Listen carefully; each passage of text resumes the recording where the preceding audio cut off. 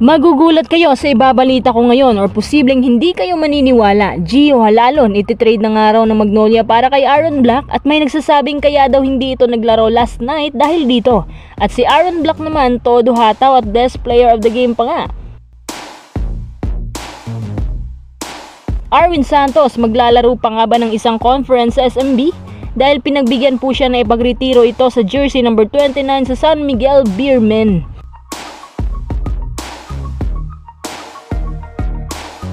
Bago tayo magpatuloy, kung nais susuportahan ang aking channel, just click subscribe and share. Ang impormasyong ito ay kikredit ko po kay Sir Snow Badwa at kasama na rin ng mga isa pang source na halos hawig lang ang kanilang report sa akin. Ayon sa mga sources na si Gio Halalon ititrade na raw dahil sa sobrang loaded na ng Magnolia sa backcourts. At ito pa, injured si Gio ngayon, 'di ba?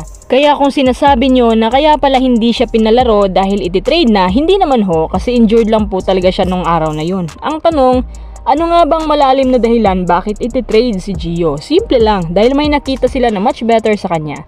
Si Aaron Black ang napusuan nila. Nung isang araw, si Aaron Black ang best player of the game, di ba? Kung di ako nagkakamali, parang 20 plus points yung nakakuha niya. Habang si Gio, oo naman, mas madiin yung opensa niya kasi parang malabaro ka din si Gio, kaso hindi lang consistent. Kung ang Magnolia desperado na magpakawala, si Gio na siguro ang unang masasampulan at hindi si Calvin. Alam naman natin na si Gio mabilis, malikse, malikot at maayos bumuha ng play. Bukod sa injured siya, wala naman po akong nakikitang mabigat na dahilan kung bakit siya ititrade maliban kung may issue na pinag-ugatan sa loob ng management. Si Aaron Black ay bata pa pero mataas ang IQ niya, especially sa penetration. Mukhang bagay nga siya sa Magnolia. At si Gio bagay naman din sa Meralco. Pwede to pang tandem kay Chris Newsome na injured din pala ngayon.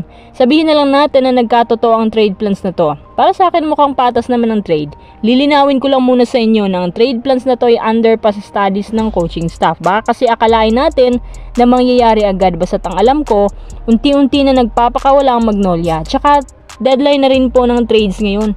Hindi nga lang namin alam kung kailan magsisimula. Siyempre, alam naman ni Coach Chito ang lackings ng team niya. At wise decision naman ang pagpapakawala ng mga guards kasi remember, kinuha nila si Jerick Balanza. At siya yung sinasabing mag-fill in daw ng mga butas pag alis ni Gio. Anyway mga quiz, agree ka ba na pakawala ng mag si Gio at palitan ni Aaron Black?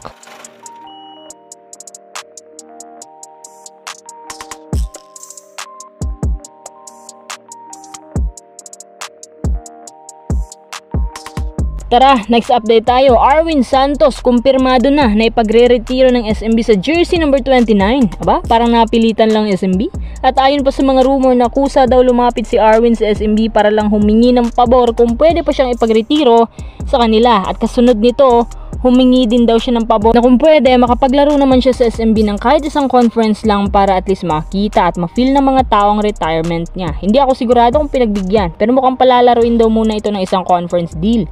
Aba, Arwin Santos, ang swerte mo ah. Kung sabagay may punto naman si Arwin at hindi may pagkakaila na malaki ang ambag niya sa pagkuha ng maraming titles dyan.